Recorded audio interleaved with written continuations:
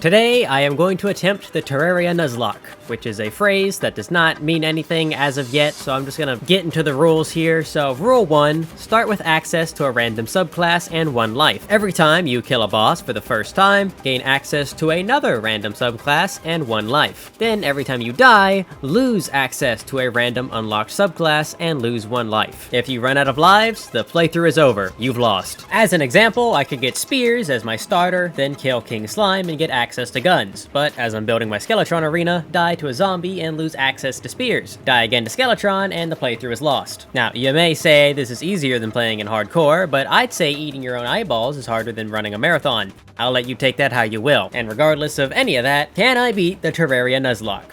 Let's find out.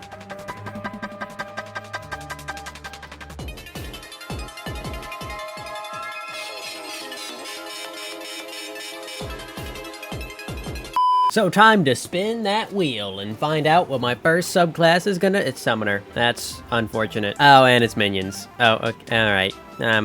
Okay. At the very least, I did not get sentries. Not that minions are that much better, but they are better. I even found a rainbow boulder, or whatever it's called, and mined it against my better judgment. I stood there frozen in fear for a solid 2 minutes thinking that I was going to die. I did not. Also, by the way, just look at this cool terrain that I'm jumping over.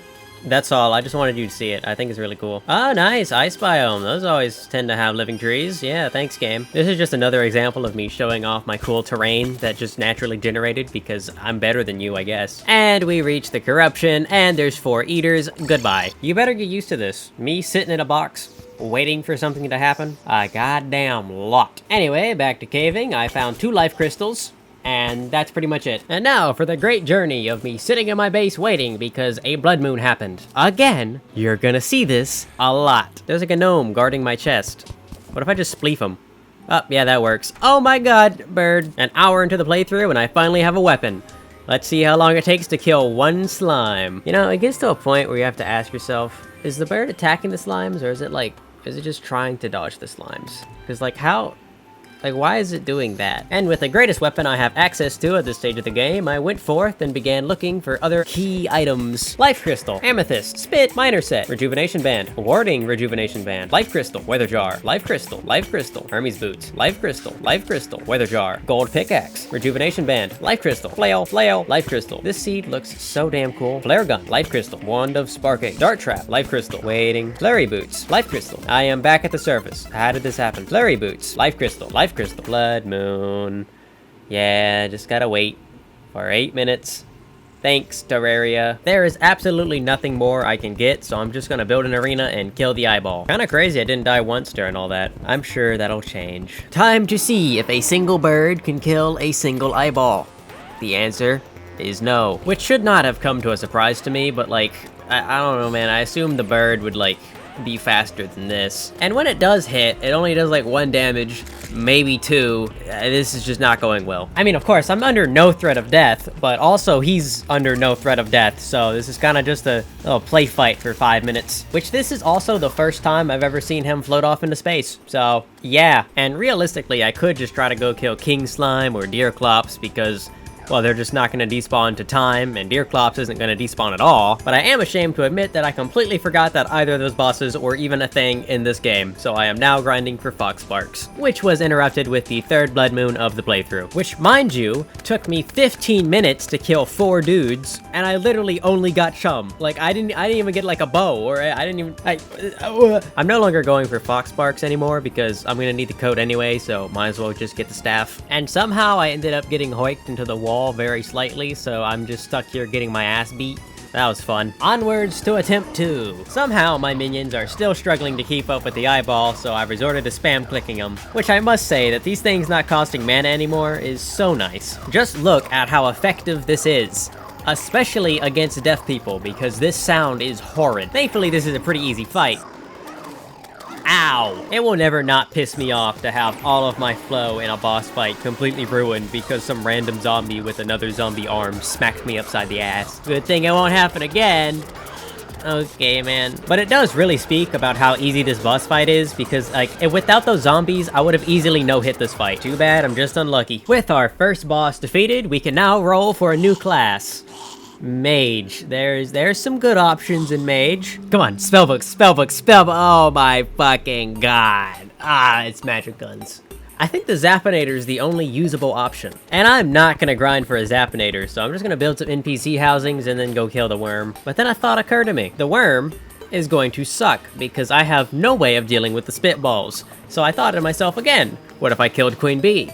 That is also going to suck because I have no way to deal with the bees. So, what do? I spun a wheel, and you may assume that I would have thought about killing King Slime or like Beer Clops, but no, I didn't think of either of those bosses, so we better do some bullshit. But before that could happen, I upgraded and flattened out my old arena, put down sunflowers across the corruption, constructed a very mighty arena that will definitely be big enough, and then got interrupted by goblins. As you do. I built my house to be a mob farm, so this isn't like that big of a deal, but I mean sorcerers are annoying. That's about it. I am so tired of using minions as my only damage. Let's just kill this worm. Kill the worm, I said. Using minions as my only damage source. How the fuck am I supposed to dodge these spitballs? I physically cannot place this minion fast enough for this to work out. Well, since I still have not remembered that King Slime is a thing, I'm just gonna sleep for the Zappinator. And to summarize how that went, I slept for 3 days, and then a slime rain occurred, and then I, of course, killed King Slime, because how the fuck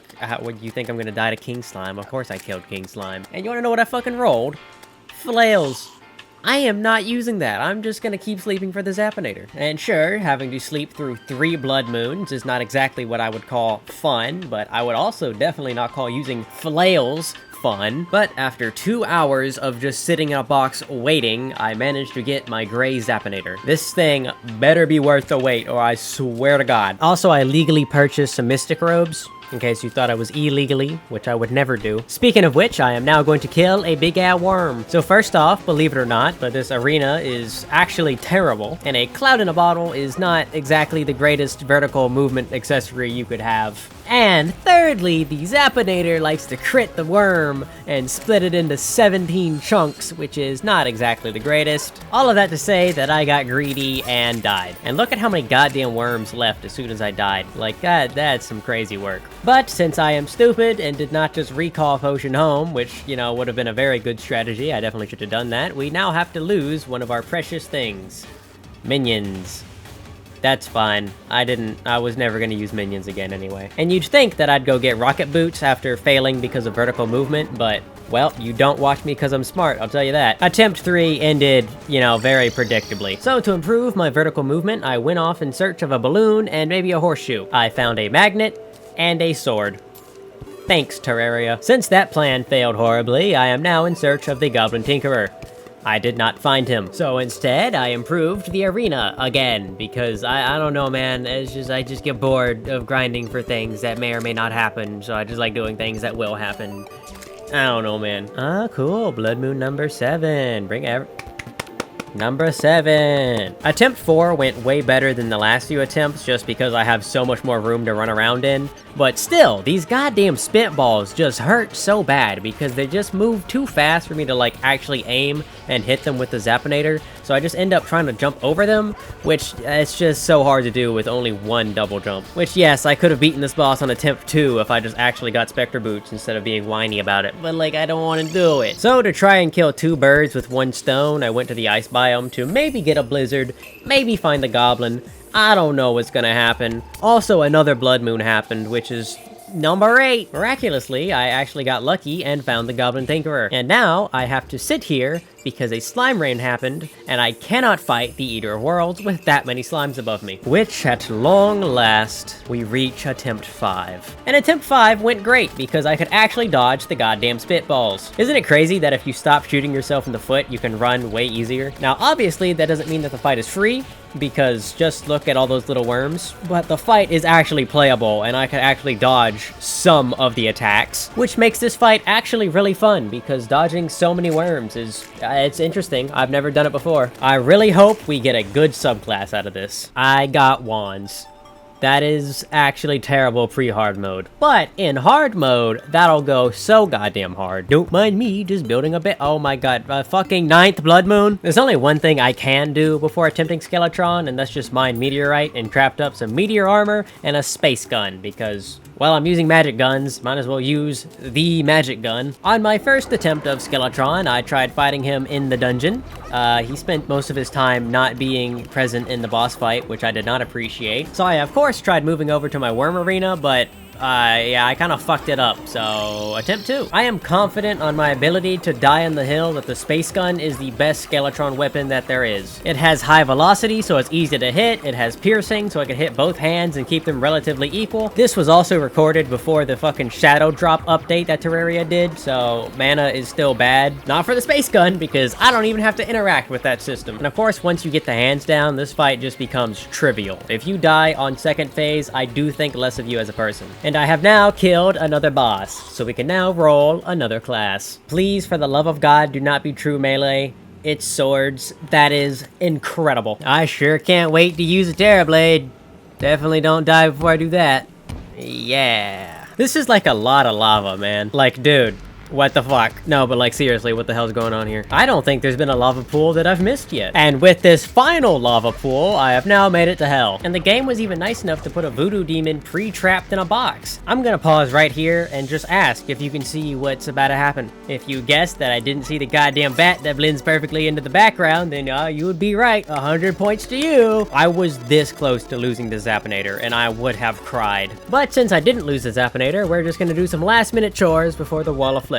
Like killing deer clops. You may ask why I consider him a chore and not an actual boss fight, and that's because she doesn't despawn, so there is no challenge at all. Which, sure, call me out for cheesing all you want, but it's not my fault that the game made the boss so goddamn easily cheesable that it can be done with a recall potion, which is an item that every player will always have in their inventory. Also, everybody give it up for Goblin Army number 2. We all love Goblin Army number 2. And after experiencing 0 close calls, because I am just built different, I slayed Deerclops and unlocked, what do you know, spell books, which is fantastic, but I'm not going to use it yet. And now for chore number 2, I am going to loot the underground desert, because this place is just going to be hell later in the playthrough, so might as well go ahead and do it. I found a magic conch, almost died, dig twice, and then dig twice again. And now for the monkey business part of this, I found a boomstick, flower boots, and an anklet of the wind. Additionally, I discovered the temple and then had to fight my 3rd goblin army. Thanks, game. And for the final chore of this chapter, I built a queen bee arena and then challenged the queen herself. And queen bee is very hard because I don't know if you've tried shooting and hitting and actually killing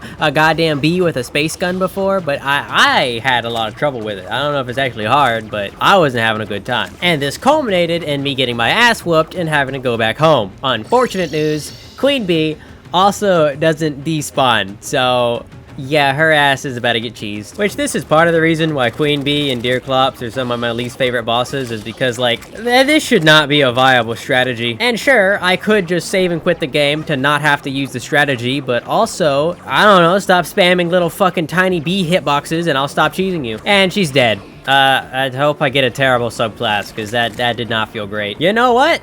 Yeah, launchers is pretty terrible. And of course, I have to go through my hour of mandated arena building. I didn't even have to die trying. So to summarize, I found a balloon and a horseshoe, I killed my 4th goblin army, and got a demon scythe. And there goes the guide. Time to rock this fucker's world. So far, this challenge has pretty much just been a mage playthrough, and the Wall of Flesh is no different, because the demon scythe, it's grown on me a lot over the years. It has great damage, it has good mana cost, it has piercing, it looks cool, it has everything that you could want. Unless what you want is to not be shitting your pants, because I'm fucking terrified. My lack of willingness to get mana potions is starting to bite me in the ass, because he's schmoving, I'm running out of arena, and I just don't have the ability to fight back. So I'll just let you watch the last 1,000 health tick down.